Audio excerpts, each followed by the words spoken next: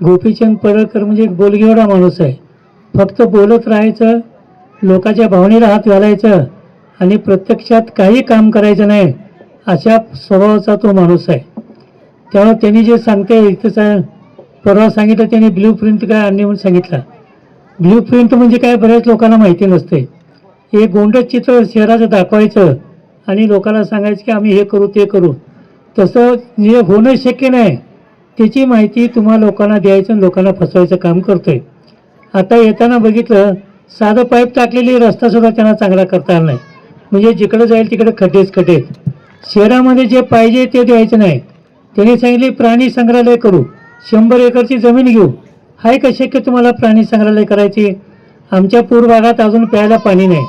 काय करायचं प्राणी संग्रहालय घेऊन? इथं ज्या ठिकाणी प्राणी संग्रहालय आहेत त्यांनी सांगितले 400 प्रकारचे प्राणी आणतो.